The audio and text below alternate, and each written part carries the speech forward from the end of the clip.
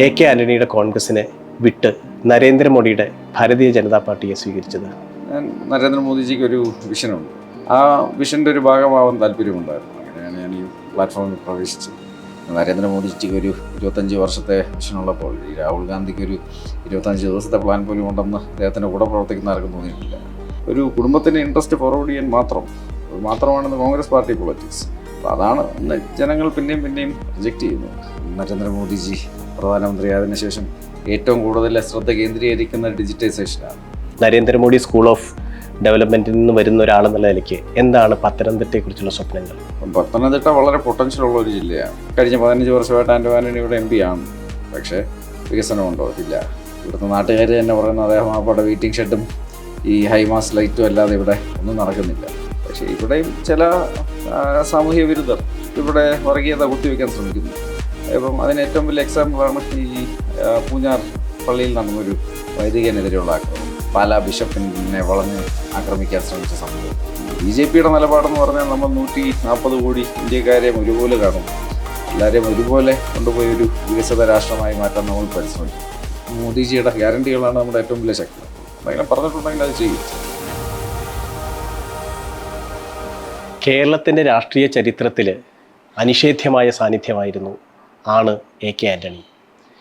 K Antony പ്രതിനിധാനം ചെയ്ത സംശുദ്ധ രാഷ്ട്രീയത്തിൻ്റെ ഒരു കൃത്യമായ ചരിത്രം നമുക്കൊക്കെ അറിവുള്ളപ്പോഴാണ് ഒരു തലമുറ മാറ്റം പോലെ ഈ നാട്ടിലെ ദിശ മാറിയൊഴുകുന്നതിൻ്റെ സൂചകമായിട്ട് അദ്ദേഹത്തിൻ്റെ പുത്രൻ വലിയ രീതിയിലുള്ള വിദ്യാഭ്യാസം നേടി ലോകത്തിനെക്കുറിച്ചുള്ള എക്സ്പോഷർ കിട്ടിയതിന് ശേഷം തിരിച്ച് ഭാരതത്തിലേക്ക് വരുമ്പോൾ ഏതൊരു യുവാവിനും തോന്നുന്നത് പോലെയുള്ള ആസ്പിറേഷൻസോട് കൂടിയിട്ട് ഇന്ത്യയെ നോക്കി കണ്ടപ്പോൾ അദ്ദേഹം തിരഞ്ഞെടുത്തത് ഭാരതീയ ജനതാ പാർട്ടിയുടെ ആദർശത്തെയാണ്, നരേന്ദ്രമോദിയുടെ നേതൃത്വത്തെയാണ്.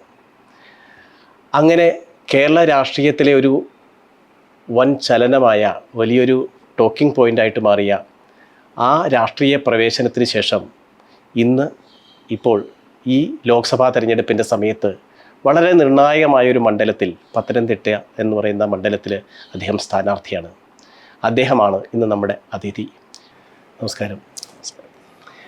ശ്രീ കെ ആന്റണി കോൺഗ്രസ്സിലായിരുന്നു, അങ്ങ് BJPയിലേക്ക് ചേർന്നു.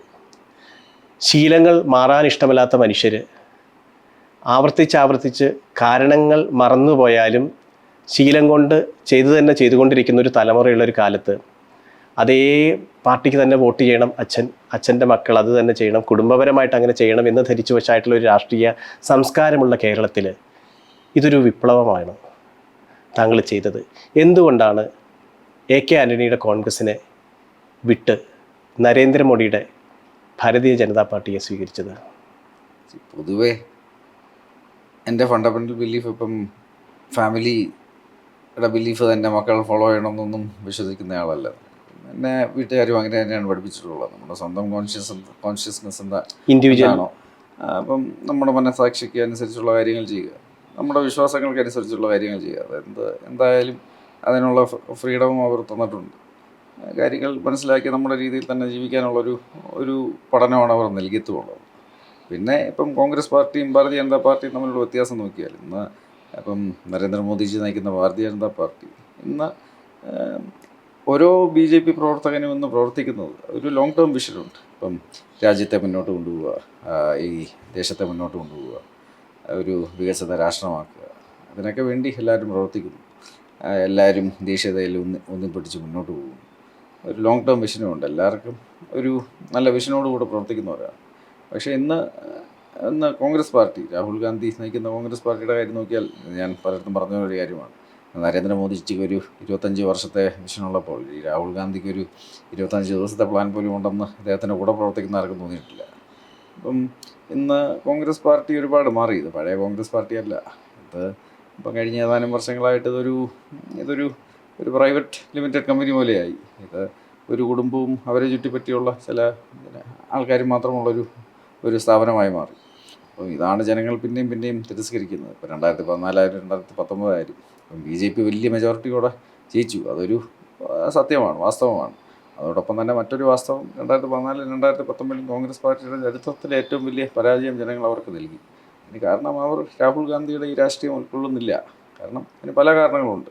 ഇപ്പോൾ ജനങ്ങൾക്കിന്ന് വേണ്ടത് അവസരങ്ങളാണ്, ജനങ്ങൾക്കിന്ന് വേണ്ടത് നല്ല തൊഴിലവസരങ്ങൾ, അതുപോലെ അവർക്ക് നല്ല വികസനം വേണം, അടിസ്ഥാന സൗകര്യങ്ങൾ വേണം, അവർ സാമൂഹികമായിട്ടും സാമ്പത്തികമായിട്ടും മുന്നോട്ട് പോകണം. ഇതെല്ലാം ഉൾപ്പെടുത്തിക്കൊണ്ട് ഒരു വളരെ ഒരു ഹോളിസ്റ്റിക് ആയിട്ടുള്ളൊരു പദ്ധതിയാണ് ഭാരതീയ ജനതാ പാർട്ടി നരേന്ദ്രമോദിജിയുടെ നേതൃത്വത്തിൽ ഇന്ത്യൻ ജനതയ്ക്ക് മുന്നിൽ വയ്ക്കുന്നത്. അപ്പം അതിന് ഓപ്പോസിറ്റായിട്ട് രാഹുൽ ഗാന്ധിയുടെ രാഷ്ട്രീയം എന്താണെന്ന് പോലും ആർക്കും അറിയില്ല. അപ്പം ഒരിടത്ത് ഇത്, മറുവശത്ത് ഇത്. അപ്പോൾ അതുപോലെ ഇപ്പം കോൺഗ്രസ് പാർട്ടി ഓരോ പ്രാവശ്യവും നേരത്തെ ഞാൻ സൂചിപ്പിച്ച പോലെ അപ്പം അവരവരുടെ പേഴ്സണൽ ഗെയിനിന് വേണ്ടി അല്ലെങ്കിൽ ഷോർട്ട് ടേം പൊളിറ്റിക്കൽ ഗെയിനിന് വേണ്ടി, എൻ്റെ വിശ്വാസം ഓരോ രാഷ്ട്രീയ പാർട്ടി നിലനിൽക്കേണ്ടത് രാജ്യത്തെ മുന്നോട്ട് കൊണ്ടുപോകാൻ, അല്ലെങ്കിൽ രാജ്യ താല്പര്യത്തിന് വേണ്ടി, അല്ലെങ്കിൽ ജനങ്ങളുടെ താല്പര്യത്തിന് വേണ്ടിയാണ്. പക്ഷേ കോൺഗ്രസ് പാർട്ടിയിൽ നിന്ന് നിലനിൽക്കുന്നത് ഒരു കുടുംബത്തിൻ്റെ ഇൻട്രസ്റ്റ് ഫോർവേഡ് ചെയ്യാൻ മാത്രമാണെന്ന് കോൺഗ്രസ് പാർട്ടി പൊളിറ്റിക്സ്. അപ്പോൾ അതാണ് ഇന്ന് ജനങ്ങൾ പിന്നെയും റിജക്റ്റ് ചെയ്യുന്നത്. അപ്പം ഇന്ന് ഇപ്പം പഴയ തലമുറയുടെ കോൺഗ്രസ് നേതാക്കളെല്ലാം സ്വാതന്ത്ര്യ സമര സേനാനികളെയും മഹാത്മാഗാന്ധിനെയും എല്ലാം കണ്ട് ഇൻസ്പയർഡായി കോൺഗ്രസ്സിൽ ചേർന്നതാണ്. പക്ഷേ ഇന്ന് അതുപോലെയുള്ളൊരു ഫിഗറാണ് നരേന്ദ്രമോദിജി. ഇന്ന് ഇന്ത്യ എന്നുള്ളൊരു രാജ്യത്തെ ഒരു നമ്പർ 1 രാജ്യമാക്കുക, വിശ്വഗുരുവാക്കുക. അപ്പോൾ ഇങ്ങനെയൊക്കെ ഇന്ന് ലോകരാജ്യങ്ങളുടെ ഇടയിൽ തന്നെ ഏറ്റവും ജനസമ്മതനായ, സ്വീകാര്യതയുള്ള നേതാവാണ് നരേന്ദ്രമോദിജി. അപ്പോൾ ഇക്കോണമിക്കലി അല്ലെങ്കിൽ മിലിറ്ററി വൈസ് ഇപ്പം അമേരിക്കയും ചൈനയൊക്കെ നമ്മളെ കഴിഞ്ഞ് മുകളിലായിരിക്കാം. പക്ഷേ ഒരു ഗ്ലോബൽ പ്ലാറ്റ്ഫോമിൽ നിന്ന് നരേന്ദ്രമോദിജിക്കുള്ളൊരു സ്വീകാര്യത മറ്റൊരു ലോക നേതാവിനുമില്ല. ഇപ്രാവശ്യത്തെ G20 തന്നെ 54 ആഫ്രിക്കൻ യൂണിയൻ G20 ഭാഗമാക്കി. അത് മോദിജിയുടെ ഇനിഷ്യേറ്റീവാണ്. അതുപോലെ യുക്രൈൻ കോൺഫ്ലിക്റ്റിൻ്റെ സമയത്തും അത് കൈവിട്ടു പോകുന്നൊരു സാഹചര്യം വന്നപ്പോൾ മെക്സിക്കൻ പ്രസിഡന്റ് UN പറഞ്ഞത് നരേന്ദ്രമോദിജി ഒന്ന് മീഡിയേറ്റ് ചെയ്യാനാണ് പറയുന്നത്. അപ്പം ലോകത്തിൽ അങ്ങനെ ഒരു സ്വീകാര്യത ഇദ്ദേഹത്തിന് ലഭിച്ചു കഴിഞ്ഞു. അപ്പം അതേസമയം കോൺഗ്രസ്സിൽ ഇന്ന് രാഹുൽ ഗാന്ധിയാണുള്ളത്. അപ്പം പ്രത്യേകിച്ചൊരു ഇന്നത്തെ ഈ ആസ്പിറേഷണൽ ഇന്ത്യയുടെ ഒരു ഭാഗം, അല്ലെങ്കിൽ ഈ ആസ്പിറേഷണൽ ഇന്ത്യ ഒരിക്കലും ഈ നരേന്ദ്രമോദിജിക്ക് പകരം രാഹുൽ ഗാന്ധി നയിക്കുന്ന കോൺഗ്രസ് പാർട്ടിയെ ഒരിക്കലും ചൂസ് ചെയ്യില്ല. അപ്പം ഈ പറഞ്ഞ പോലെ ഇപ്പോൾ പഴയ കോൺഗ്രസ്സുകാർ സ്വാതന്ത്ര്യ സമര സേനാനികളെയും മഹാത്മാഗാന്ധിയും എല്ലാം കണ്ട് ഈ പാർട്ടിയിൽ ചേർന്നു. അതുപോലെ ഇന്നത്തെ തലമുറ നരേന്ദ്രമോദിജിയിൽ ഇൻസ്പയർഡായി BJPയിൽ ചേർന്നു. പക്ഷേ മറുവശത്ത് രാഹുൽ ഗാന്ധിയാണ്. അപ്പോൾ കോൺഗ്രസ്സിൽ ഇപ്പം ഒരു യുവാവ് ഇന്നത്തെ കാലത്ത് ഇൻസ്പയർ ആവാനൊന്നുമില്ല. കാര്യം പണ്ടവർക്ക് മഹാത്മാഗാന്ധിയായിരുന്നു, രാഹുൽ ഗാന്ധിയാണ്. കമ്പാരബിൾ അല്ല. ലോകം രാഷ്ട്രീയം കൈകാര്യം ചെയ്യുന്നതും മറ്റെല്ലാ മേഖലകളിലും വലിയ മാറ്റം വന്നുകൊണ്ടിരിക്കുകയാണ്. ഇപ്പോൾ പഴയ തരത്തിലുള്ള ഒരു രാഷ്ട്രീയ പ്രവർത്തകരെ അല്ല പുതിയ കാലം ആവശ്യപ്പെടുന്നത്. ഭാരതത്തിൻ്റെ ഒരു ഭാഗ്യം പോലെ ലോകത്തത് വളരുന്നതിനോടൊപ്പം വളരെ ചുറുചുറുക്കുള്ള ധാരാളം യുവ നേതാക്കന്മാരിപ്പം രാഷ്ട്രീയ രംഗത്തേക്ക് കടന്നു വരികയാണ്. അത്തരത്തിലുള്ളൊരു വലിയ വരവായിരുന്നു അങ്ങയുടേത്. അപ്പം നമുക്ക് കൂടുതൽ അറിയാൻ ആഗ്രഹമുണ്ട്. എന്താണ് രാഷ്ട്രീയം എന്ന് പറയുന്നൊരു മേഖലയിലേക്ക് വരാൻ അങ്ങേക്ക് പ്രേരണയായത്? താങ്കൾ സൂചിപ്പിച്ച പോലെ ഇന്ന് എൻ്റെ ബാക്ക്ഗ്രൗണ്ട് നോക്കുകയാണെങ്കിൽ അത് വർഷങ്ങളായിട്ട് ടെക്നോളജി, പോളിസി, ഫോറിൻ പോളിസി ഇതൊക്കെയായിരുന്നു എൻ്റെ ഏരിയകൾ. ഈ മേഖലയിലൊക്കെ തന്നെയാണ് പ്രവർത്തിച്ചു കൊണ്ടുവരുന്നത്. പക്ഷേ ഇപ്പം ഇത് ടെക്നോളജിയുടെ ലോകമാണ്.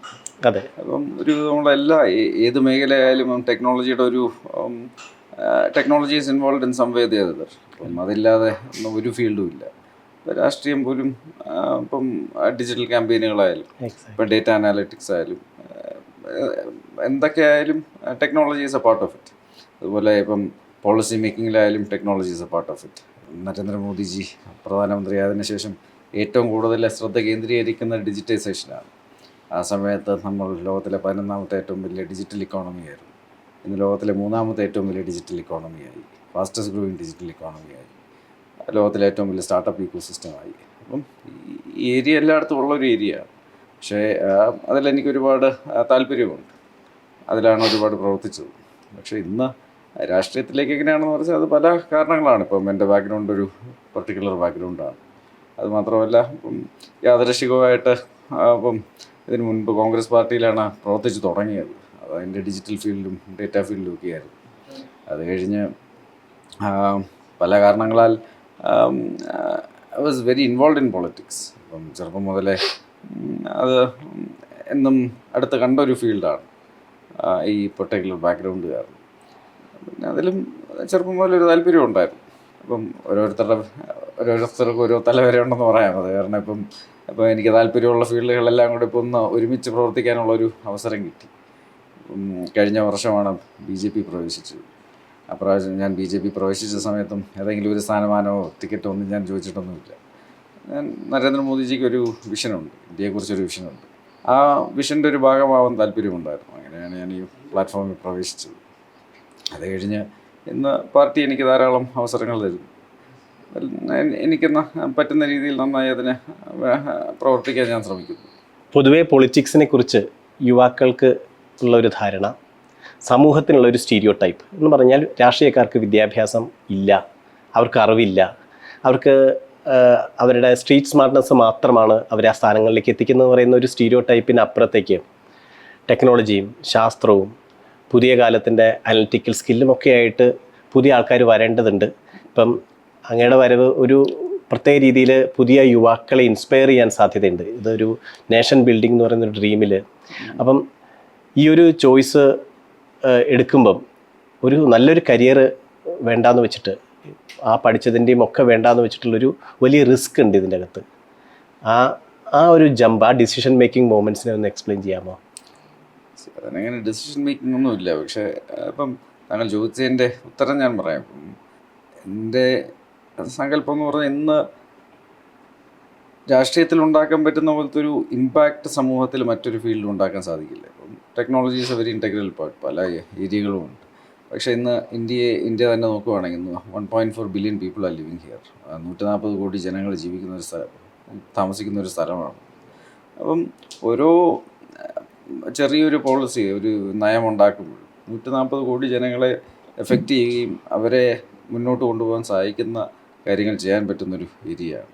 ഇതുപോലെ മറ്റൊരു ഇത്രയും ഇമ്പാക്റ്റ് ഉണ്ടാക്കാൻ പറ്റുന്ന മറ്റൊരു ഫീൽഡില്ല. പിന്നെ ഇന്ന് ഇന്ത്യ ഒരു ചെറുപ്പക്കാരുടെ രാജ്യമാണ്. ഇന്ത്യയുടെ മീഡിയൻ ഏജ് തന്നെ 27 ആണ്. ഏകദേശം 65% അണ്ടർ 40 ആണ്. ഏകദേശം 30% അണ്ടർ 18 ആണ്. We are a very young country. അപ്പം ഇന്ന് ഇന്ത്യ വളരെ നന്നായിട്ട് മുന്നോട്ട് പോയിക്കൊണ്ടിരിക്കുന്നു. ഇപ്പം നരേന്ദ്രമോദിജിയുടെ വിഷൻ എന്ന് പറഞ്ഞാൽ അടുത്ത 25 വർഷത്തിൽ നമ്മളൊരു ഡെവലപ്പ് കൺട്രി ആക്കുക, ഒരു വികസിത് ഭാരതാക്കുക. ഇതിനു വേണ്ടിയാണ് അദ്ദേഹം പ്രവർത്തിക്കുന്നത്. അപ്പം ഇന്ന് തന്നെ നമ്മളൊരു ലോകശക്തിയാണ്. ഇപ്പോൾ തന്നെ ലോകത്തിലെ 5ാമത്തെ ഏറ്റവും വലിയ സാമ്പത്തിക ശക്തിയായി. നമ്മുടെ മൂന്നാമത്തെ ഏറ്റവും വലിയ സാമ്പത്തിക ശക്തിയാകും. അതുപോലെ 4ാമത്തെ ഏറ്റവും വലിയ മിലിറ്ററി പവറാണ്. അതുപോലെ ഇപ്പോൾ അടുത്തിടങ്ങളിൽ തന്നെ ഓരോ ലോകത്തിനെ എഫക്റ്റ് ചെയ്യുന്ന ഏറ്റവും പ്രധാനപ്പെട്ട ഓരോ ഇഷ്യൂസ് വന്നപ്പോഴെല്ലാം ഇന്ത്യ അതിൻ്റെ മുൻപന്തിയിൽ തന്നെ ഉണ്ടായിരുന്നു അതിനൊരു സൊല്യൂഷൻ ഉണ്ടാക്കാൻ. ഇപ്പോൾ കോവിഡിൻ്റെ സമയത്ത് 4-5 കൺട്രീസ് രാജ്യങ്ങളെ ഒരു വാക്സിൻ ഉണ്ടാക്കാൻ സാധിച്ചുള്ളൂ. അതിലൊന്ന് ഇന്ത്യയായിരുന്നു. എന്നിട്ട് സ്വന്തം പോപ്പുലേഷനെ മുഴുവൻ വാക്സിനേറ്റ് ചെയ്യുന്നത് മാത്രമല്ല, ഏകദേശം 100 രാജ്യങ്ങളിൽ വാക്സിൻ എത്തിക്കുകയും 150 രാജ്യങ്ങളിലേക്ക് ഫാർമസ്യൂട്ടിക്കൽ പ്രോഡക്ട്സ് എത്തിക്കാനും സാധിച്ചു. അതുപോലെ അടുത്ത കാലത്ത് എന്തൊക്കെ ക്രൈസിസ് ഈ ലോകത്തുണ്ടായിട്ടുണ്ടെങ്കിലും ഇന്ത്യ ഒരു സൊല്യൂഷൻ വളരെ റെലവൻ്റ് ആയിട്ടുള്ള ഒരു ഫാക്ടറായിട്ട് എല്ലായിടത്തും ഉണ്ട്. ഇപ്പം ഇന്ന് തന്നെ ഇന്ത്യ ഒരു ഗ്ലോബൽ പവറാണ്.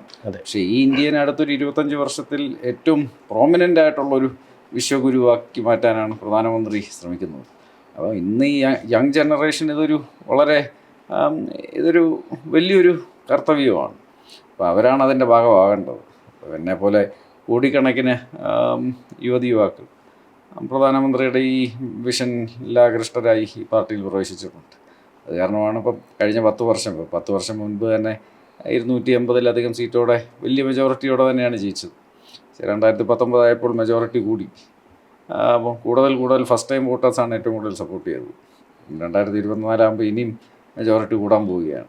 അതിന് കാരണം ഇപ്പോൾ തന്നെ ലോകത്തിലെ ഏറ്റവും വലിയ പാർട്ടിയാണ്, പക്ഷേ അത് വളർന്നുകൊണ്ടിരിക്കുന്നു. വളരുന്നതിൻ്റെ ഏറ്റവും പ്രധാനപ്പെട്ട ഘടകം ഈ യുവാക്കളുടെ ഇന്ത്യ ഇന്ന് പ്രധാനമന്ത്രിയിൽ പൂർണ്ണ വിശ്വാസം ഉണ്ട്. പ്രധാനമന്ത്രിയുടെ വിഷനിൽ വിശ്വാസമുണ്ട്. കാരണം കൂടുതൽ ആൾക്കാർ ജോയിൻ ചെയ്തു. ഇനിയും ഈ പാർട്ടി വളരും. കാര്യം ഇന്ന് പാർട്ടി നിലനിൽക്കുന്നതും പ്രധാനമന്ത്രിയുടെ വിഷനും എല്ലാം ഇന്നത്തെ ആ ജനറേഷനും അതുപോലെ ഇന്നത്തെ ആ ഇന്ത്യക്കാർക്കും ഏറ്റവും അവർക്ക് അക്സെപ്റ്റബിൾ ആയിട്ടുള്ളൊരു ഒരു വിഷനാണ് നമ്മൾ അവരോട് പറയുന്നത്. അതായത് നിങ്ങൾക്ക് 140 കോടി ഇന്ത്യക്കാരെയും ഒരുമിച്ച് നമ്മൾ ഒരു ഡെസ്റ്റിനേഷനിൽ എത്തിക്കും. ആ ഡെസ്റ്റിനേഷൻ എന്ന് പറഞ്ഞാൽ ഇന്നുള്ള ഈ ശക്തമായ ഇന്ത്യനെ നമ്മൾ ലോകത്തിലെ ഒരു വിശ്വഗുരുവാക്കും, ലോകത്തിലെ നമ്പർ 1 രാജ്യമാക്കും. ഇത് എല്ലാവരും ഇൻസ്പയർ ചെയ്തു. ഇപ്പം എന്നെ പോലെ തന്നെ ഇപ്പം ഞാൻ ഈ പാർട്ടിയിൽ പ്രവേശിച്ചതുപോലെ തന്നെ, ഇപ്പം ഞാൻ രാഷ്ട്രീയത്തിൽ പ്രവേശിച്ചതുപോലെ തന്നെ എൻ്റെ വിശ്വാസം കോടിക്കണക്കിന് യുവാക്കൾ ഈ ഫീൽഡിലേക്ക് വരും, കോടിക്കണക്കിന് യുവാക്കൾ രാഷ്ട്രീയത്തിൽ പ്രവേശിക്കും, കോടിക്കണക്കിന് യുവാക്കൾ BJP-യിൽ പ്രവേശിക്കും. അവരെല്ലാവരും ഈ രാജ്യത്തിനെ മുന്നോട്ട് കൊണ്ടുപോകാൻ വേണ്ടി അവർ പ്രവർത്തിക്കും.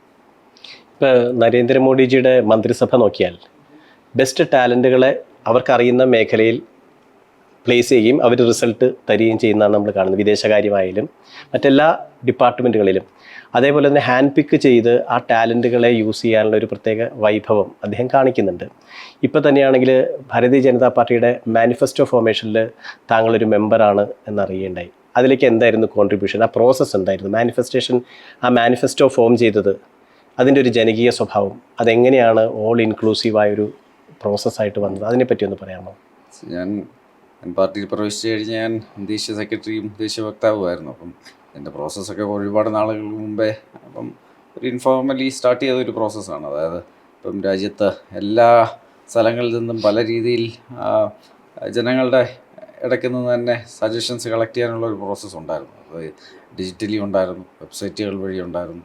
അതുപോലെ തന്നെ എല്ലാ ജില്ലകളിലും ഇതുപോലെ ജനങ്ങളുടെ കയ്യിൽ നിന്ന് ഫീഡ്ബാക്ക് കിട്ടാനുള്ളൊരു മെക്കാനിസം ഇപ്പം ഡിസ്ട്രിക്ട് ഓഫീസുകളിലും മറ്റ് ഓഫീസുകളിലും എല്ലാം അതിനുള്ള കളക്ഷൻ ബോക്സ് തൊട്ട് പല മെക്കാനിസം ഉണ്ടായിരുന്നു. അങ്ങനെ ഒരുപാട് വെറ്റ് ചെയ്തെടുത്തൊരു പ്രോസസ്സാണ്.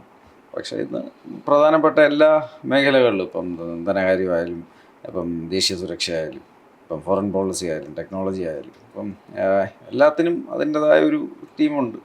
എല്ലാവരും ഇതെല്ലാം കളക്ട് ചെയ്ത് ഫ്രെയിം ചെയ്ത് അതിൻ്റെ ഒരു ഫൈനൽ മാനിഫെസ്റ്റോമാണ് ഏതാനും ദിവസങ്ങൾക്ക് മുമ്പ് പ്രധാനമന്ത്രി ജനങ്ങളുടെ മുന്നിൽ അവതരിപ്പിച്ചത്. പക്ഷേ അതിൻ്റെ ഏറ്റവും അടിസ്ഥാനം പ്രധാനമന്ത്രിയുടെ വിഷൻ തന്നെയാണ്. അതായത് ഇന്നത്തെ ഇന്ത്യനെ മുന്നോട്ട് കൊണ്ടുപോകാൻ അടുത്ത 5 വർഷത്തെ ഒരു ബ്ലൂ പ്രിൻ്റാണത്. അപ്പം ഏറ്റവും കൂടുതൽ പ്രധാനമന്ത്രി ഇന്ന് ഫോക്കസ് ചെയ്യുന്ന 4 വിഭാഗങ്ങളിലാണ്. അതായത് ഗരീബ് യുവ അന്നദാത നാരി, അതായത് ഇവിടുത്തെ പാവപ്പെട്ടവർ, ഇവിടുത്തെ മഹിളകൾ, ഇവിടുത്തെ യുവാക്കൾ, ഇവിടുത്തെ കർഷകർ. അപ്പം പ്രധാനമന്ത്രിയുടെ സങ്കല്പം ഈ 4 വിഭാഗങ്ങൾ അവർ മുന്നോട്ട് പോയാൽ ഇന്ത്യ മുന്നോട്ട് പോകും. അങ്ങനെ മുന്നോട്ട് പോകുമ്പോൾ ഒരു ദിവസം നമ്മളൊരു വികസിത ഭാരതമാകും. ഈ സങ്കല്പത്തിൽ ഊന്നൽ നൽകിയാണ് കഴിഞ്ഞ 10 വർഷം നമ്മൾ 300-ലധികം പുതിയ പദ്ധതികൾ ഉണ്ടാക്കിയത്. അതിൽ ഓരോ പദ്ധതിക്കും ഇന്ന് കോടിക്കണക്കിന് ഗുണഭോക്താക്കളുണ്ട്. കേരളത്തിൽ തന്നെ പ്രധാനമന്ത്രി ഇവിടെ പത്തനംതിട്ട വന്ന സമയത്ത് ഈ ജില്ലയിൽ മാത്രം, ഈ മണ്ഡലത്തിൽ മാത്രം ഓരോ ഗുണഭോക്താക്കളുടെ ലിസ്റ്റ് എണ്ണി പറഞ്ഞു. അതിൽ തന്നെ ഓരോ പദ്ധതിക്കും ഈ പത്തനംതിട്ടയിൽ തന്നെ ലക്ഷക്കണക്കിന് ഗുണഭോക്താക്കളുണ്ട്. ഇപ്പം ജൽജീവൻ മിഷൻ ഏകദേശം 5 ലക്ഷം വീടുകളിൽ നിന്ന് വെള്ളം എത്തിച്ചു കൊടുക്കുന്നുണ്ട്, കുടിവെള്ളം എത്തിച്ചു കൊടുക്കുന്നുണ്ട്. അതുപോലെ 5 ലക്ഷത്തിലധികം കുടുംബങ്ങൾക്ക് എല്ലാ 4 മാസവും ഒരു എമൗണ്ട് കൊടുക്കുന്നുണ്ട്, അതായത് കിസാൻ സമ്മാൻ യോജനയുടെ ഭാഗമായിട്ട്. അതുപോലെ 1.5 ലക്ഷം മൃഗങ്ങൾക്ക് വാക്സിനേഷൻ കൊടുക്കുന്നുണ്ട്. ഇപ്പം 10,000-ലധികം വനിതകൾക്ക് ഈ മാതൃവന്ദന പദ്ധതിയുടെ ഭാഗമായിട്ട് സപ്പോർട്ട് ചെയ്യുന്നുണ്ട്. അതുപോലെ ഈ വനിതകൾക്ക് തന്നെ മുദ്രാ ലോൺ ഇവിടെ തന്നെ ഒരുപാട് 10,000 കണക്കിന് വനിതകൾക്ക് അത് ലഭിക്കുന്നുണ്ട്. അപ്പം ഓരോ പദ്ധതിയും ഇന്ന് പത്തനംതിട്ടയിൽ തന്നെ ഓരോ വീടിലും നിരവധി ഇതുപോലെ സ്കീമുകൾ കൊടുക്കുന്നുണ്ട്. ഇത് കഴിഞ്ഞ 10 വർഷമാണ്. അടുത്ത 5 വർഷം ഇനിയും ഇതിനേക്കാൾ നല്ല പറഞ്ഞാൽ ഇനിയും പുതിയ സ്കീമുകൾ വികസനത്തിന് മാത്രമല്ല, ഈ എംപവർമെൻറ്റ്, പ്രത്യേകിച്ച് ഈ 4 വിഭാഗങ്ങളെ ഫോക്കസ് ചെയ്ത് ഗരീബ് യുവ അന്നദാത നാരി, അതായത് ഇവിടുത്തെ പാവപ്പെട്ടവർ, ഇവിടുത്തെ യുവാക്കൾ, കർഷകർ, സ്ത്രീകൾ, ഈ 4 പേർക്കാണ് മാക്സിമം ഫോക്കസ് കൊടുക്കുന്നത്. ഈ 4 വിഭാഗങ്ങൾ മുന്നോട്ട് പോകുമ്പോൾ നമ്മൾ ഒരു ഡെവലപ്ഡ് ആകുന്നുവെന്ന് തന്നെയാണ് പ്രധാനമന്ത്രിയുടെ വിശ്വാസം, അത് തന്നെയാണ് നമ്മുടെ വിശ്വാസം. അപ്പോൾ ഈ മാനിഫെസ്റ്റോവിൻ്റെ ഫോക്കസ് അല്ല അതാണ്. പിന്നെ ഡിജിറ്റൈസേഷൻ ഒരു വളരെ ഇമ്പോർട്ടൻറ്റ് എലമെൻ്റാണ്. ഇപ്പം കഴിഞ്ഞ 10 വർഷം ഇന്ത്യ ഇത്രയും മുന്നോട്ട് പോകുന്നതിൻ്റെ എൻജിൻ ഡിജിറ്റൈസേഷനായിരുന്നു. അപ്പം നമ്മൾ ഇപ്പം നേരത്തെ പറഞ്ഞ പോലെ 2014 11th ലാർജസ്റ്റ് ഇക്കോണമി ആയിരുന്നു. കഴിഞ്ഞ കൊല്ലം 5th ആയി. ഇപ്പം അടുത്ത വർഷം 2-3 വർഷം ഇത് 3rd ആവും. അതിൽ ഡിജിറ്റൽ ഇക്കോണമിയിൽ നിന്ന് നമ്മൾ ഇന്ന് തന്നെ 3rd ലാർജസ്റ്റ് ഇക്കോണമി ആയി കഴിഞ്ഞു. അപ്പം അത് ഇപ്പം എല്ലാ മേഖലയിലും ഡിജിറ്റൈസേഷൻ നമ്മൾ ഇൻക്രീസ് ചെയ്യുന്നുണ്ട്. അതുപോലെ നമ്മുടെ ടെക്നോളജി കപ്പാസിറ്റി ഇൻക്രീസ് ചെയ്യുന്നുണ്ട്, സ്കില്ലിംഗ് കപ്പാസിറ്റി ഇൻക്രീസ് ചെയ്യുന്നുണ്ട്. അപ്പം ഇതാണ് ഇതിൻ്റെ എല്ലാം അടിസ്ഥാനം. കാര്യം ഏത് മേഖലയും മുന്നോട്ട് കൊണ്ടുപോകാൻ ഡിജിറ്റൈസേഷനും ടെക്നോളജി ഇൻറ്റഗ്രേഷനും അതോടൊപ്പം തന്നെ ഓരോ ഏരിയയിലുമുള്ള മാൻ പവറിൻ്റെ സ്കില്ലിങ്ങും, ഇത് മൂന്നും കോറായിട്ടുള്ള എലമെൻസാണ്. എന്നാലേ ഓരോ മേഖല മുന്നോട്ട് കൊണ്ടുപോകാൻ പറ്റും. അപ്പോൾ ഇതിനെല്ലാം ഈ മാനിഫെസ്റ്റോയ്ക്കകത്ത് വളരെ വ്യക്തമായിട്ടുള്ള പ്ലാനുകളുണ്ട്. അപ്പം ഇങ്ങനെ വളരെ ഹോളിസ്റ്റിക്കായിട്ട് വളരെ ഒരുപാട് മാസങ്ങളുടെ തോട്ട് അതിനകത്തുണ്ട്. അതുപോലെ തന്നെ അടുത്ത 5 വർഷത്തേക്കും 5 വർഷമല്ല, അടുത്തൊരു 25 വർഷത്തേക്കുമുള്ള ഒരു ബ്ലൂ പ്രിൻറ്റും ഒരു ഫൗണ്ടേഷനും അതിനകത്തുണ്ട്. അത് ഒരു ജനകീയ മാനിഫെസ്റ്റോ ആണ്. കാര്യം ഇതിൻ്റെ കോർ ഇൻപുട്ടെല്ലാം ജനങ്ങളുടെ കയ്യിൽ നിന്നാണ് വന്നിരിക്കുന്നത്. പൊതുവേ എല്ലാവരും പറയും ഓരോ മണ്ഡലത്തിലും ഓരോരുത്തരും മത്സരിക്കുമ്പോഴും വാസ്തവത്തിൽ അവർ നരേന്ദ്രമോദിയെ റെപ്രസെൻ്റ് ചെയ്തിട്ടാണ് മത്സരിക്കുന്നത്. കാരണം അദ്ദേഹത്തിൻ്റെ വിഷനാണ് അൾട്ടിമേറ്റ്ലി നടപ്പിലാക്കേണ്ടതെന്ന്. പത്തനംതിട്ട എന്നതിലെ അങ്ങനെ നോക്കിയാൽ പത്തനംതിട്ടയുടെ നരേന്ദ്രമോദി താങ്കളാണ്. കാരണം അദ്ദേഹത്തിൻ്റെ ആ വിഷൻ ഇവിടെ നടപ്പിലാക്കാനുള്ള അദ്ദേഹത്തിൻ്റെ ഒരു ആം എന്ന നിലയ്ക്ക്. അപ്പോൾ പത്തനംതിട്ടയെക്കുറിച്ചുള്ള അങ്ങയുടെ ഒരു ഫ്യൂച്ചർ പ്ലാൻ, ഈ സ്കൂൾ നരേന്ദ്രമോദി സ്കൂൾ ഓഫ് ഡെവലപ്മെൻറ്റിൽ നിന്ന് വരുന്ന ഒരാളെന്നുള്ള നിലയ്ക്ക് എന്താണ് പത്തനംതിട്ടയെക്കുറിച്ചുള്ള സ്വപ്നങ്ങൾ? ഏതാനും ദിവസങ്ങൾക്ക് മുമ്പ് ഞാൻ ഈ മണ്ഡലത്തിന് വേണ്ടി മാത്രം ഒരു മാനിഫെസ്റ്റോ റിലീസ് ചെയ്തു. അത് കേന്ദ്രമന്ത്രി മീനാക്ഷി ലേഖിജി ഇവിടെ വന്ന ദിവസം അന്നാണ് റിലീസ് ചെയ്തത്. അപ്പോൾ അതിന് ഈ അടുത്ത 5 വർഷം ഈ മണ്ഡലത്തിൽ എന്ത് ചെയ്യാൻ പറ്റുമെന്നുള്ളതിനെക്കുറിച്ച് വളരെ ഒരു നല്ല രീതിയിൽ ഡീറ്റെയിൽഡ് ആയിട്ടുള്ളൊരു ബ്ലൂ പ്രിൻ്റുണ്ട്. അപ്പം പത്തനംതിട്ട വളരെ പൊട്ടൻഷ്യലുള്ള ഒരു ജില്ലയാണ്. കാര്യം ഇന്ന് പൊട്ടൻഷ്യലിൻ്റെ ഒരു ഫ്രാക്ഷൻ പോലും നമുക്ക് ഉപയോഗിച്ചിട്ടില്ല. പക്ഷെ നല്ല പൊട്ടൻഷ്യലുള്ള ഒരു ജില്ലയാണ്. ഇപ്പം ഉദാഹരണത്തിന് ഇപ്പം വാഗമണും ഗാവിയും പമ്പ നദീതീരമൊക്കെയുള്ള വളരെ സീനിക്കായിട്ടുള്ള ഒരു ഏരിയയാണ്. നല്ലൊരു ടൂറിസ്റ്റ് ഹോട്ട്സ്പോട്ടാക്കി മാറ്റാൻ സാധിക്കും. അതുപോലെ തന്നെ ഇപ്പം നമ്മൾ നോക്കുകയാണെങ്കിൽ ഇപ്പം തിരുവല്ലയിൽ പോയാൽ, ഇപ്പം തിരുവല്ലയിലൊക്കെ നല്ല ക്വാളിറ്റിയുള്ള 4-5 നല്ല പ്രൈവറ്റ് ഹോസ്പിറ്റലുകളുണ്ട്. അതെല്ലാം കൂടെ കൂട്ടി ഒരു മെഡിക്കൽ സിറ്റിയൊക്കെ ആക്കാനുള്ള പൊട്ടൻഷ്യലുണ്ട്.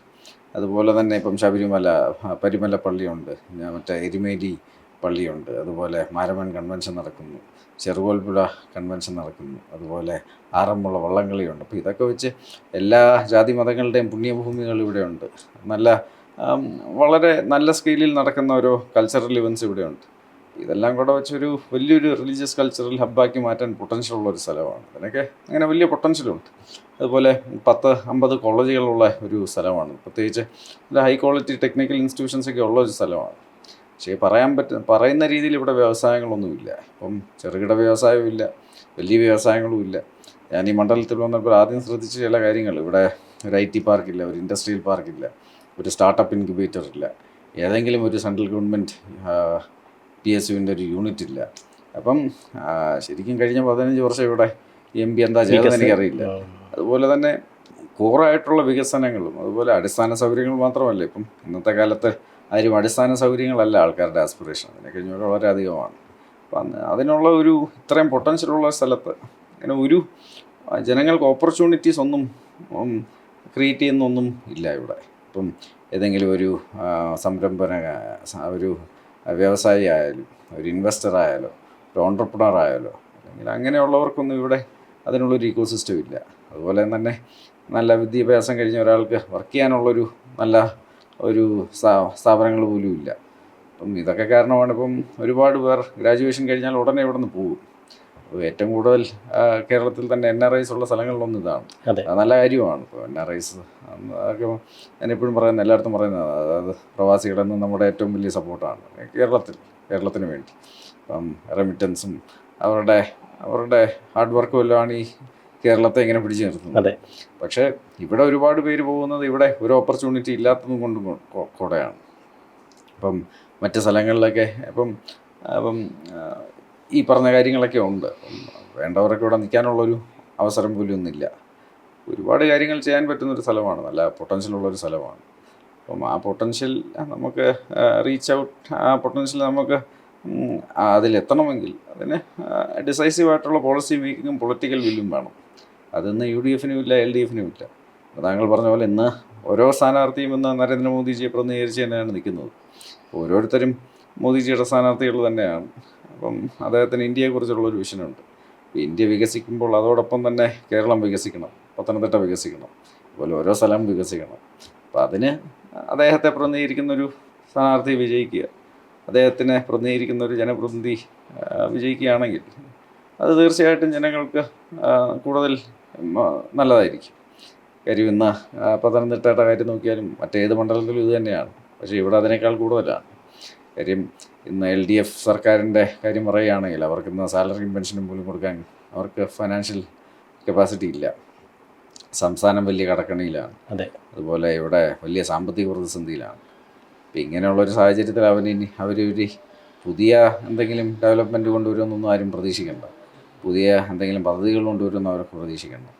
പിന്നെ പൊതുവേ ഈ ഓൺടർപ്രണർഷിപ്പിനെ കുറിച്ചും ബിസിനസ്സിനെ കുറിച്ചും എല്ലാം ഒരു പിന്തിരിപ്പൻ നയമുള്ളൊരു സമീപനമാണ് എന്നും അവർക്കുള്ളത് തന്നെ. അത് കാരണം ഈ പറയുന്ന പോലെ നമുക്ക് ഇവിടെ വലിയ ഈ പറഞ്ഞ ഓപ്പർച്യൂണിറ്റീസ് ഒന്നും ജനങ്ങൾക്ക് കിട്ടില്ല. പിന്നെ ഉള്ളത് ഇപ്പം UDF ആണ്. UDF ഇപ്പം കഴിഞ്ഞ 15 വർഷമായിട്ട് ആൻ്റോ ആൻ്റണി ഇവിടെ MP ആണ്. പക്ഷേ വികസനമുണ്ടോ? ഇല്ല. എന്തെങ്കിലും അവസരങ്ങൾ സൃഷ്ടിക്കാനൊന്നും അദ്ദേഹത്തിന് കഴിഞ്ഞിട്ടില്ല. അപ്പം ആദ്യത്തെ 5 വർഷം അദ്ദേഹം MP ആയപ്പോൾ ഉമ്മൻചാണ്ടി അങ്കിള് ഇവിടെ മുഖ്യമന്ത്രിയും ഡോക്ടർ മൻമോഹൻ സിംഗ് അദ്ദേഹം പ്രധാനമന്ത്രിയൊക്കെയായിരുന്നു. അപ്പോൾ ഡബിൾ ബൂസ്റ്റൊക്കെ കിട്ടിയ സമയമാണ് ആദ്യത്തെ 5 വർഷം. എന്നിട്ട് പോലും ഇവിടെ പറയുന്ന പോലെ ഒന്നും അന്ന് പോലും നടന്നില്ല. പിന്നെ 10 വർഷം പ്രതിപക്ഷ MP ആണ്. ആ സമയത്ത് ഇവിടുത്തെ നാട്ടുകാർ തന്നെ പറയുന്ന അദ്ദേഹം അവിടെ വെയിറ്റിംഗ് ഷെഡും ഈ ഹൈമാസ് ലൈറ്റും അല്ലാതെ ഇവിടെ ഒന്നും നടക്കുന്നില്ല. മറ്റേതെല്ലാം സെൻട്രൽ ഗവൺമെൻറ് പദ്ധതികളാണ്. ഇപ്പോൾ സെൻട്രൽ ഗവൺമെൻറ് പദ്ധതികൾ സ്വന്തം പേരിൽ വയ്ക്കാനൊരു പ്രതിപക്ഷ MP ആവശ്യമില്ല. അത് തന്നെയൊക്കെ നല്ലത് ഒരു ഭരണപക്ഷത്തിനെ പ്രതിനിധീകരിക്കുന്ന ഒരു മെമ്പർ ഓഫ് പാർലമെൻറ്റ് ആണെങ്കിൽ കൂടുതൽ കാര്യങ്ങൾ ചെയ്യാൻ പറ്റും. കൂടുതൽ വികസനം സൃഷ്ടിക്കാൻ സാധിക്കും. കൂടുതൽ അവസരങ്ങൾ ജനങ്ങൾക്ക് കൊണ്ടുവരാൻ സാധിക്കും. കൂടുതൽ കേന്ദ്ര ഗവൺമെൻറ് പദ്ധതികളിലൂടെ കൊണ്ടുവരാൻ സാധിക്കും. ഈ ജില്ലയിലും ഈ മണ്ഡലത്തിലും ഒരു സമഗ്ര വികസനം സാധിക്കും. അത് കാരണമൊക്കെ തന്നെയാണ് ജനങ്ങളോട് ഞാൻ അഭ്യർത്ഥിക്കുന്നത്. ഇപ്രാവശ്യം ഈ 2 മുന്നണികളെ നിങ്ങൾ മാറി മാറി പരീക്ഷിച്ചതിലൂടെ അധികമൊന്നും നടന്നിട്ടില്ല. ഇപ്രാവശ്യം മോദിജിയെ പ്രതിനിധീകരിക്കുന്ന നമുക്കൊരു ചാൻസ് തരൂ. കാര്യം നമുക്ക് തീർച്ചയായിട്ടും ഈ 2 പേരെക്കാൾ കൂടുതൽ കാര്യങ്ങളിലൂടെ ചെയ്യാൻ സാധിക്കും. ജനങ്ങൾക്ക് അവസരങ്ങളും വികസനവും ഉണ്ടാക്കാൻ സാധിക്കും. അതിനൊരു അവസരം തരുമെന്നാണ് നമ്മൾ ജനങ്ങളോട് അഭ്യർത്ഥിക്കുന്നത്.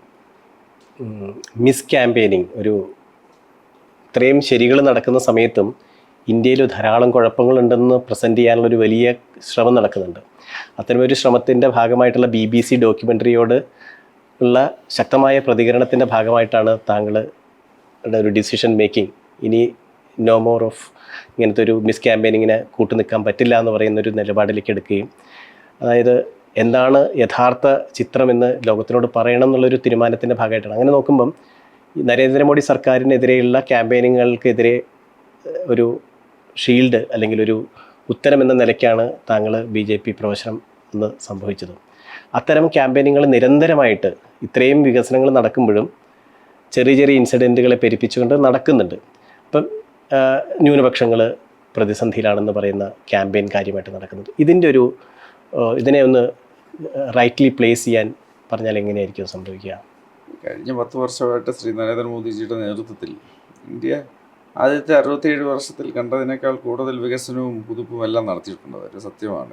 ഏത് ഫീൽഡ് നോക്കിയാൽ അതിൽ വിദേശ ശക്തികൾക്ക് കാര്യമായ അസൂയയും അസ്വസ്ഥതയും ഉണ്ടാവും. വളരെ ശക്തമായ ഒരു ഇന്ത്യ ആഗ്രഹിക്കാത്ത ഒരുപാട് ശക്തികളുമുണ്ട്. അപ്പം അവർ ഇവിടെ ഡിസ്ഗ്രൻറ്റഡ് ആയിട്ടുള്ള പലരെയും ഒരു ടൂളായിട്ട് ഉപയോഗിക്കുന്നു. പലരും അവർ പൊളിറ്റിക്കൽ റെലവൻസ് നഷ്ടപ്പെട്ടുകൊണ്ടിരിക്കുന്നവരും അതിൻ്റെ ഭാഗമായി മാറുന്നു. BBC ഡോക്യുമെൻ്ററി എൻ്റെ പെർഫെക്റ്റ് എക്സാമ്പിളാണ്. BBC ഡോക്യുമെൻ്ററി അത് പ്രധാനമന്ത്രിയെ കരിവാരിത്തേക്കാൻ, അത് ഇന്ത്യയുടെ സുപ്രീം കോർട്ട് ഇൻസ്റ്റിറ്റ്യൂഷനുകളെ എല്ലാം ഡിസ്ക്രെഡിറ്റ് ചെയ്യുന്ന ഒരു രീതിയിലാണ് അവരെ ഡോക്യുമെൻ്ററി ഉണ്ടാക്കിയത്. അപ്പോൾ എൻ്റെ കാഴ്ചപ്പാടിൽ അവർ ഇന്ത്യയുടെ അഖണ്ഡതയും ഇന്ത്യയുടെ പരമാധികാരത്വം തന്നെയാണ് ചോദ്യം ചെയ്തത്. ഇവിടെ ഇന്ത്യക്ക് പുറത്തുള്ളൊരു ഓർഗനൈസേഷൻ നമ്മുടെ ഇൻസ്റ്റിറ്റ്യൂഷൻസിനെ എങ്ങനെ ക്വസ്റ്റ്യൻ ചെയ്യേണ്ട ആവശ്യമില്ല. പല കാരണങ്ങളുണ്ട്. അത് ഞാൻ വ്യക്തമായെന്ന് പറയുകയും ചെയ്തു. പക്ഷേ ഇത് നിരന്തരം നടക്കുന്നതാണ്. കാര്യം നമ്മൾ കൂടുതൽ കോവിഡിൻ്റെ സമയത്തും ലോകാത്തര നിലവാരമുള്ള 2 വാക്സിനുകൾ തന്നെയാണ് ഇവിടെ ഉണ്ടാക്കിയത്. പക്ഷേ പല കാരണങ്ങളാലും അതിനെ ഡിസ്ക്രെഡിറ്റ് ചെയ്യാൻ ഇതിനകത്ത് വലിയൊരു ലോബി ശ്രമിച്ചിട്ടുണ്ട്. കാര്യം എന്നാൽ അങ്ങനെ ഒരു വാക്സിൻ ഫോറിൻ മാർക്കറ്റിലേക്ക് പോകുന്നത് അവർക്ക് താല്പര്യമുള്ള ഒരുപാട് പേരില്ല, ഇല്ലാത്ത ഒരുപാട് പേരുണ്ടായിരുന്നു. ഇന്ത്യ എന്നും ഇങ്ങനെ അണ്ടർ ഡെവലപ്ഡ് ആയിട്ട് നിൽക്കണം എന്ന് കരുതുന്ന, നമ്മൾ ഡെവലപ്പ് ചെയ്യുന്ന നമ്മുടെ ഇൻഡിജീനിയസ് പ്രോഡക്ട്സ് അത് വിദേശ മാർക്കറ്റുകളിലേക്ക് പോകുന്നത് തടയാൻ ഒരുപാട് പേർക്ക് താല്പര്യമുണ്ട്. അതുപോലെ തന്നെ ഇവിടെ ഇന്റേണൽ പ്രോഡക്റ്റുകൾ ഇല്ലെങ്കിൽ ഇത് വലിയൊരു മാർക്കറ്റുമാണ് പലർക്കും. അങ്ങനെ എല്ലാ ഫീൽഡിലും ഇതുണ്ട്. ഇപ്പം കോവിഡിൻ്റെ സമയത്ത് നമ്മൾ വാക്സിൻ 2 വാക്സിൻ്റെ നമ്മൾ ഉണ്ടാക്കിയപ്പോൾ ഇതുപോലത്തെ ഒരു ഇഷ്യൂ ഉണ്ടായിരുന്നു. ഇപ്പം പല പ്രതിരോധ രംഗത്തും സ്പേസ് സെക്ടറിലും കമ്മ്യൂണിക്കേഷൻ സെക്ടറിലും എല്ലാം നമ്മുടെ സ്വന്തം പ്രോഡക്റ്റ്സ് ഉണ്ടാക്കുമ്പോൾ അതിനെതിരെ വലിയൊരു നെഗറ്റീവ് ക്യാമ്പയിനും അറ്റാക്കും എല്ലാം ഇന്ത്യയിലെ പല മാധ്യമ സ്ഥാപനങ്ങൾ ഇടയ്ക്കിടയ്ക്ക് നടത്തുന്നതാണ്. ഇതൊക്കെ നല്ല ഉദ്ദേശത്തോടെ കൂടെയല്ല. അപ്പം ശക്തമായ ഇന്ത്യനെ ആഗ്രഹിക്കാത്ത ഒരുപാട് പേരുണ്ട്. അത് ഇന്ത്യക്കകത്തുമുണ്ട്, ഇന്ത്യക്ക് പുറത്തുമുണ്ട്. പക്ഷെ നിർഭാഗ്യവശാൽ ഇന്ത്യക്കകത്തുള്ള അങ്ങനെയുള്ളവർ ഇന്ന് ഇന്ത്യക്ക് പുറത്തുള്ള അവരുമായിട്ട് കൂട്ടുചേർന്ന് ഒരു ഇന്ത്യ വിരുദ്ധ വലിയൊരു മുന്നണി ഉണ്ടാക്കാൻ അവർ ശ്രമിക്കുന്നു. പക്ഷേ കഴിഞ്ഞ 10 വർഷം ശ്രീ നരേന്ദ്രമോദിജി ഇതുപോലെ ഒരുപാട് അറ്റാക്കുകൾ കണ്ടെങ്കിലും അദ്ദേഹം അതെല്ലാം അതിജീവിച്ച് മുന്നോട്ട് പോയി. അപ്പം മുന്നോട്ട് മാത്രമേ പോയിട്ടുള്ളൂ. ഇനിയും അടുത്ത 5 വർഷത്തിൽ കൂടുതൽ ഇന്ത്യ ശക്തമാകും. 3ാമത്തെ ഏറ്റവും വലിയ സാമ്പത്തിക ശക്തിയാകും. അപ്പം ഇന്ന് തന്നെ 3ാമത്തെ ഏറ്റവും വലിയ ഡിജിറ്റൽ ഇക്കോണമിയാണ്. അതുപോലെ 4ാമത്തെ ഏറ്റവും വലിയ മിലിറ്ററി ശക്തിയാണ്.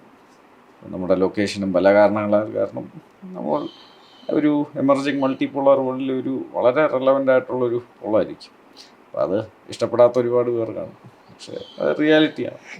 അപ്പം മുന്നോട്ട് പോകും തോറും റെസിസ്റ്റൻസ് ചിലപ്പോൾ കൂടും. പക്ഷേ ഇന്ത്യ മുന്നോട്ട് പോകും, അത് ആർക്കും പറയാൻ പറ്റില്ല. താങ്കൾ നേരത്തെ പറഞ്ഞു പത്തനംതിട്ട NRI ഏറ്റവും കൂടുതൽ നോൺ റെസിഡൻറ്റ് ഇന്ത്യൻസ് ഉള്ള ഒരു മണ്ഡലമാണ്.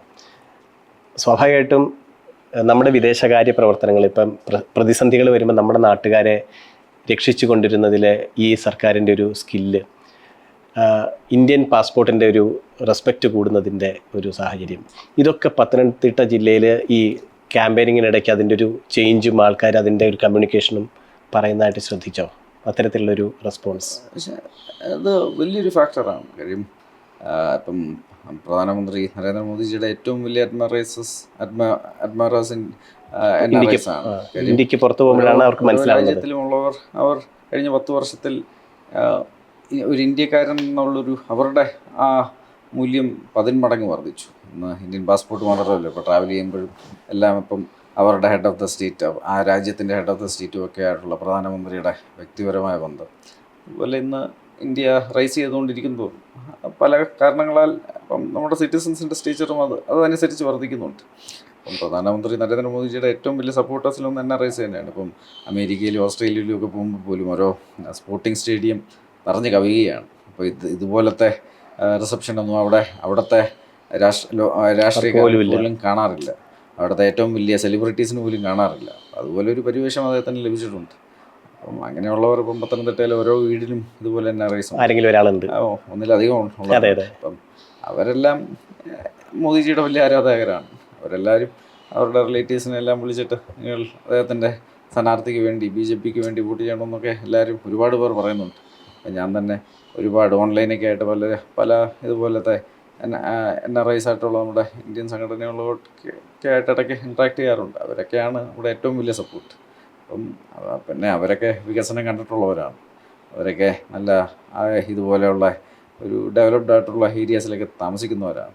അപ്പം ഇവിടെയുള്ള പലരും അവരുടെ റിലേറ്റീവ്സൊക്കെ ഇടയ്ക്കിടയ്ക്ക് അവരെ കാണാനൊക്കെ പോയിട്ടുള്ളവരാണ്.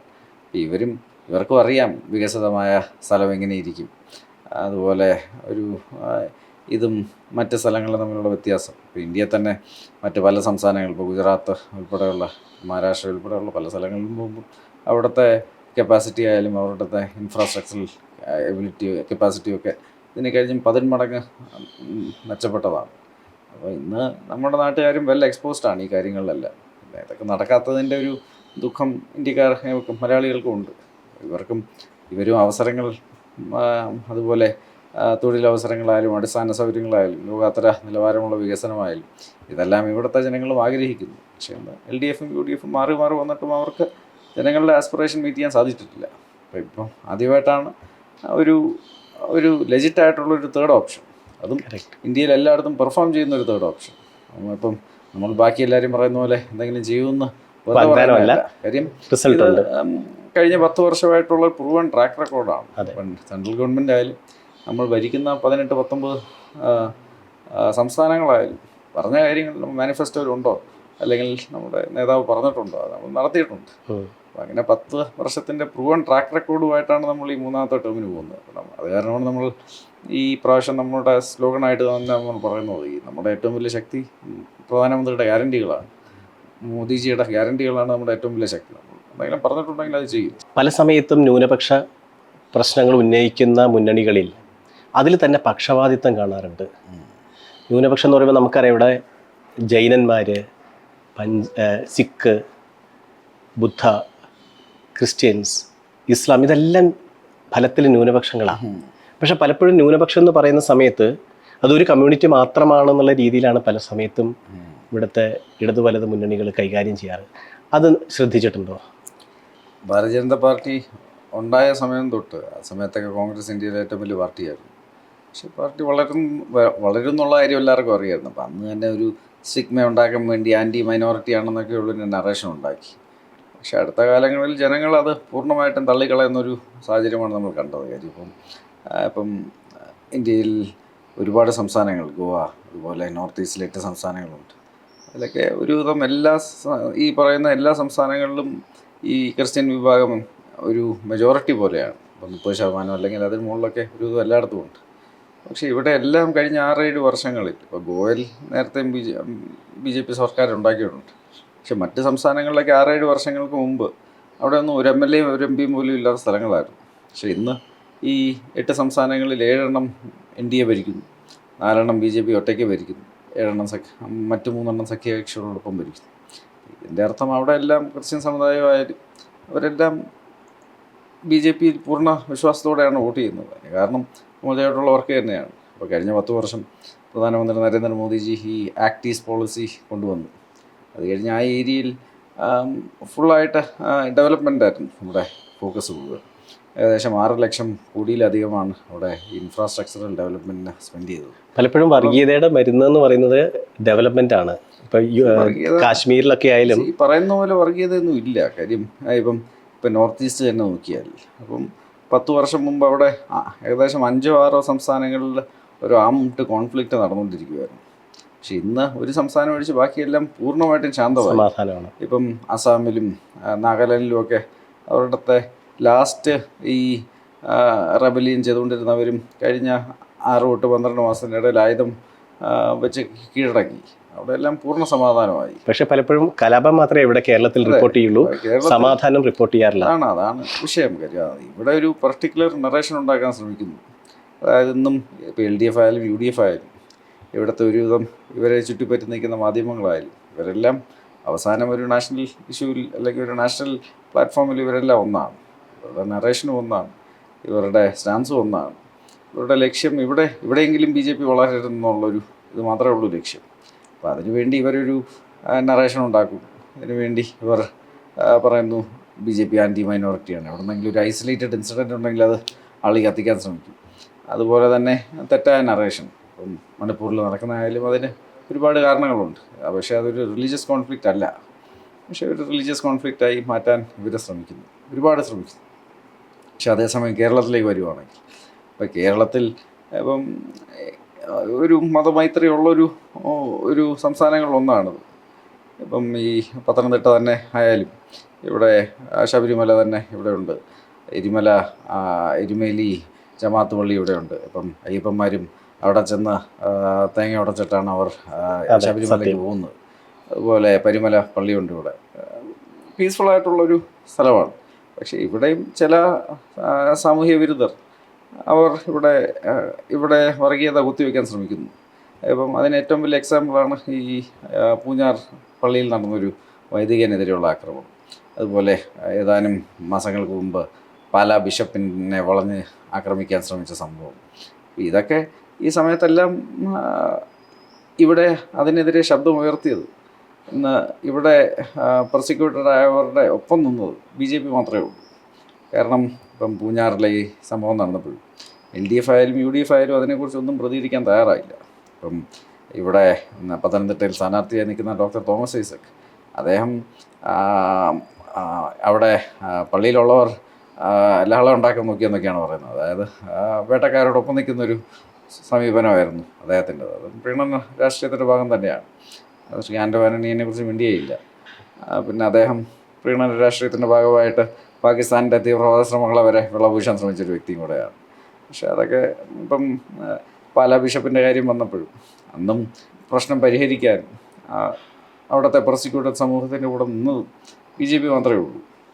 അപ്പം മറ്റൊരു സംസ്ഥാന നേതാവോ ദേശീയ നേതാവോ പൂഞ്ഞാറിലെ ഇഷ്യൂവിനെ കുറിച്ച് സംസാരിച്ചിട്ടില്ല ഒരു പാർട്ടിയുടെ. പക്ഷെ പ്രധാനമന്ത്രി തന്നെ ഇവിടെ വന്നപ്പോൾ അതിനെക്കുറിച്ച് വളരെ വ്യക്തമായി സംസാരിച്ചു. അപ്പം ശരിക്കും ഇവിടെ നടക്കുന്നത് ഈ LDFും UDFും അവരെ ചുറ്റിപ്പറ്റി നിൽക്കുന്ന മാധ്യമങ്ങളും പറയുന്നതിന് നേരെ വിപരീതമാണ്. ഇന്ന് കേരളത്തിലായാലും എവിടെയായാലും BJPയുടെ നിലപാടെന്ന് പറഞ്ഞാൽ നമ്മൾ 140 കോടി ഇന്ത്യക്കാരെയും ഒരുപോലെ കാണുന്നു. എല്ലാവരെയും ഒരുപോലെ കൊണ്ടുപോയി ഒരു വികസിത രാഷ്ട്രമായി മാറ്റാൻ നമ്മൾ പരിശ്രമിക്കും. അവിടെ ആരെയും നിയമം കയ്യിലെടുക്കാനൊന്നും നമ്മൾ സമ്മതിക്കില്ല. അതുപോലെ തന്നെ റൂൾ ഓഫ് ലോ എന്താണോ അത് നമ്മൾ പ്രൊട്ടക്റ്റ് ചെയ്യും. അതിൽ ഇപ്പം ന്യൂനപക്ഷം ഭൂരിപക്ഷം എന്നുള്ള വ്യത്യാസമൊന്നും നമുക്കില്ല. അതുപോലെ തന്നെ ഇപ്പം ഞാൻ നേരത്തെ പറഞ്ഞ പോലെ നമുക്ക് ഏറ്റവും പ്രധാനപ്പെട്ട 4 സമുദായങ്ങൾ ഇവിടുത്തെ പാവപ്പെട്ടവരും ഇവിടുത്തെ മഹിളകളും ഇവിടുത്തെ യുവാക്കളും ഇവിടുത്തെ കർഷകരും ഒക്കെയാണ്. അല്ലാതെ ഈ രാഹുൽ ഗാന്ധി ഇന്നും കാസ്റ്റ് സെൻസസിനെ കുറിച്ച് പറഞ്ഞുകൊണ്ട് നടക്കും. അദ്ദേഹം ഈ സൊസൈറ്റിയെ കാസ്റ്റിൻ്റെ പീസസിൽ ഒരിക്കൽ കൂടെ ഡിവൈഡ് ചെയ്യാനാണ് അദ്ദേഹം ശ്രമിക്കുന്നത്. പക്ഷെ നമ്മളങ്ങനെയല്ല. നമ്മളെല്ലാവരെയും ഒരുപോലെ കാണും. ഇവിടെ ആയാലും എവിടെ ആയാലും, അപ്പം ന്യൂനപക്ഷമായാലും ഭൂരിപക്ഷമായാലും അവർക്ക് പ്രൊട്ടക്ഷൻ നൽകി ഈക്വൽ റൈറ്റ്സ് കൊടുത്ത് കോൺസ്റ്റിറ്റ്യൂഷണലി അലൈഡ് ആയിട്ടുള്ള എല്ലാ റൈറ്റ്സും കൊടുത്ത് ഈക്വാളിറ്റി കൊടുത്ത് അവരെ എല്ലാവരെയും ഒരുമിച്ച് ഈ സബ്കാ സാത്ത് സബ്കാ വികാസ് സബ്കാ വിശ്വാസ് എല്ലാവരെയും ഒരുമിച്ച് മുന്നോട്ട് കൊണ്ടുപോയി ഇന്ത്യയെ വികസിപ്പിക്കാനാണ് BJP ശ്രമിക്കുന്നത്. ജനിച്ചതും വളർന്നതും എവിടെയാണ് അങ്ങ്? ജനിച്ചത് കൊച്ചിയിലാണ്. കൊച്ചിയിൽ. പിന്നെ ആദ്യത്തെ 1-2 വർഷം ഡൽഹിയിലായിരുന്നു. അത് കഴിഞ്ഞ് ട്രിവാൻഡ്രത്തായിരുന്നു. പിന്നെ കുറച്ച് 5-6 വർഷം US-ലായിരുന്നു. കഴിഞ്ഞ് 12 കൊല്ലമായിട്ട് പിന്നെയും ഡൽഹിയിലാണ്. എഞ്ചിനീയറിംഗ് പഠിച്ചത് ട്രിവാൻഡ്രം എഞ്ചിനീയറിംഗ് കോളേജിലാണ്. അതിനുശേഷം നേരെ US-ലേക്ക് പോകണം. US-ലെ സ്റ്റാൻഫോർഡ് യൂണിവേഴ്സിറ്റിയിലായിരുന്നു. പിന്നെ അവിടെ ചില കമ്പനികളിലൊക്കെ വർക്ക് ചെയ്തു. സിസ്കോയിലുണ്ടായിരുന്നു. അവിടുത്തെ ഒരു 4G ചിപ്പ് ഡിസൈൻ ഫേമിലുണ്ടായിരുന്നു. കഴിഞ്ഞ 10 വർഷം ഈ ടെക്നോളജി പോളിസി സ്പേസിലായിട്ട് പ്രവർത്തിക്കുന്നു. ഡൽഹി ബേസ്ഡാണ്. ഒരു ടെക്നോളജി മേഖലയിൽ എന്തെങ്കിലും ഒരു സ്വപ്നം ടെക്നോളജി ബാക്ക്ഗ്രൗണ്ടിലുള്ള ഒരാളെന്നുള്ള നിലയ്ക്ക് ചോദിക്കുകയാണ്. അത് യങ്സ്റ്റേഴ്സിന് കുറച്ചുകൂടെ റിലേറ്റ് ചെയ്യാൻ പറ്റുന്നൊരു സ്വപ്നമായിരിക്കും. പുതിയ കാലത്തെ രാഷ്ട്രീയ നേതാക്കന്മാർ യുവാക്കളുടെ മുമ്പിൽ അവതരിപ്പിക്കേണ്ടത് ഈ നേരത്തെ പറഞ്ഞ ഹൈ മാസ്റ്റ് ലൈറ്റും ബസ് സ്റ്റാൻഡുമല്ല, കുറച്ചുകൂടെ ഉയർന്ന തലത്തിലുള്ളതാണ് എന്നുള്ള നിലയ്ക്ക് ഈ തരത്തിലുള്ള ഒരു ടെക്നോക്രാറ്റ് അല്ലെങ്കിൽ ആ തരത്തിലുള്ള നോളജുള്ള ഒരാളെന്നുള്ള നിലയ്ക്ക് എന്താണ് ഒരു സ്വപ്നം, ഇന്ത്യയുടെ ഒരു ടെക്നോളജി സ്വപ്നം? ഏത് ഫീൽഡ് നോക്കിയാലും ഇന്ന് ടെക്നോളജി ഇല്ലാത്ത ഒരു ഫീൽഡും ഇല്ല. അതിപ്പം ഏറ്റവും ഏത് ഫീൽഡായാലും ഇപ്പം ഇന്ന് പ്രത്യേകിച്ച് ഇപ്പം മോഡേൺ ഡേ ടെക്നോളജി, ഇപ്പോൾ ആർട്ടിഫിഷ്യൽ ഇൻ്റലിജൻസും ബിഗ് ഡേറ്റ, അതുപോലെ മെഷീൻ ലേണിംഗ്, ഇതെല്ലാം അതുപോലെ ഇതൊക്കെ വന്നു കഴിയുമ്പോഴത്തേക്കും എല്ലാ ഫീൽഡിലും അത് ഒരേപോലെ എഫക്റ്റ് ചെയ്യുന്നുണ്ട്. ഇപ്പം അഗ്രികൾച്ചർ തൊട്ട് സ്പേസ് ആൻഡ് ഡിഫൻസ് വരെ എല്ലാം ഏത് ഫീൽഡും ഇന്ന് ടെക്നോളജി കാരണം പ്രൊഡക്ടിവിറ്റി വളരെ കൂടുന്നു, കപ്പാസിറ്റി വളരെ കൂടുന്നു. ഇപ്പം പല രംഗത്ത് ഞാൻ പ്രവർത്തിച്ച ഒരു വ്യക്തിയാണ്. ഇപ്പം ചിപ്പ് ഡിസൈൻ തൊട്ട് സൈബർ സെക്യൂരിറ്റി വരെ പല മേഖലയിൽ ഞാൻ പ്രവർത്തിച്ചിട്ടുണ്ട്. പക്ഷെ ഇന്ന് എല്ലാം വിദ്യാഭ്യാസ, എഡ്യൂക്കേഷൻ ആയാലും ഹെൽത്ത് കെയർ ആയാലും എല്ലായിടത്തും ഇന്ന് ആർട്ടിഫിഷ്യൽ ഇൻ്റലിജൻസും ഡേറ്റ അനാലിറ്റിക്സും അതുപോലെ ഇതൊക്കെ കാരണം പ്രൊഡക്ടിവിറ്റി, കപ്പാസിറ്റി എക്സ്പോണൻഷ്യലി ഇൻക്രീസ് ചെയ്യുന്നൊരു കാലമാണ്. അപ്പം എന്തെങ്കിലും സ്വപ്നം ഉണ്ടോയെന്ന് ചോദിച്ചാൽ ഇന്ത്യ സെൽഫ് സഫിഷ്യൻ്റ് ആവുന്ന ഒരു രീതിയിൽ എല്ലാ മേഖലയിലും എൻ്റെ കോർ ടെക്നോളജിയിലെല്ലാം ഇന്ത്യ സെൽഫ് സഫിഷ്യൻ്റ് ആകുക എന്നുള്ളത് നമ്മുടെ ഒരു നാഷണൽ മിഷനായിരിക്കും ആണ് ഇന്ന് തന്നെ. അത് കാരണമാണ് ഇന്ന് നമ്മൾ സെമി കണ്ടക്ടർ മിഷനും നമ്മുടെ സ്പേസ് പ്രോഗ്രാംസും ആർട്ടിഫിഷ്യൽ ഇൻ്റലിജൻസിൻ്റെ മിഷനും എല്ലാം ഇന്ന് മോദിജിയുടെ നേതൃത്വത്തിൽ നമ്മൾ ഉണ്ടാക്കുന്നത്. കാരണം ഇന്ന് അതാണ് നമ്മുടെ മുന്നോട്ട് പോകുന്നതിൻ്റെ കോർ ഇതാണ്. അത് നമ്മൾ ശരിക്കും കാണുന്നുമുണ്ട്. കാര്യം ഇപ്പം ഞാൻ നേരത്തെ സൂചിപ്പിച്ചല്ലോ, ഇന്ന് നമ്മൾ ലോകത്തിലെ ഏറ്റവും ഫാസ്റ്റസ്റ്റ് ഗ്രോയിങ് ഡിജിറ്റൽ ഇക്കോണമിയാണ്, 3ാമത്തെ ഏറ്റവും വലിയ ഡിജിറ്റൽ ഇക്കോണമിയാണ്. സ്റ്റാർട്ടപ്പുകൾ തന്നെ 2014 ഇന്ത്യയിലെല്ലാം കൂടെ 500 ഉണ്ടായിരുന്നുള്ളൂ. എന്നാൽ ഏകദേശം 1.25 ലക്ഷമായി. അത് തന്നെ 10-25 ലക്ഷം യുവാക്കൾക്ക് തൊഴിലവസരങ്ങൾ കൊടുക്കുന്നുണ്ട്. അതുപോലെ എല്ലാ മേഖലയും നമ്മൾ ഓപ്പൺ അപ്പ് ചെയ്ത് തുടങ്ങി. ഇപ്പോൾ സ്പേസ് സെക്ടർ 2 കൊല്ലം മുമ്പാണ് ഓപ്പൺ അപ്പ് ചെയ്തത്.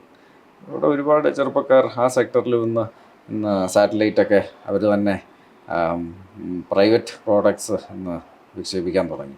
ഇതൊക്കെ 22, 23, 24 വയസ്സുള്ള ചെറുപ്പക്കാരാണ് ഇതൊക്കെ ഈ കമ്പനികളൊക്കെ തുടങ്ങുകയും ഇത് റൺ ചെയ്യുകയും ചെയ്യുന്നത്. അതുപോലെ ഇന്ന് ടെക്നോളജിയുടെ എല്ലാം കോർ സെമി കണ്ടക്ടേഴ്സാണ്.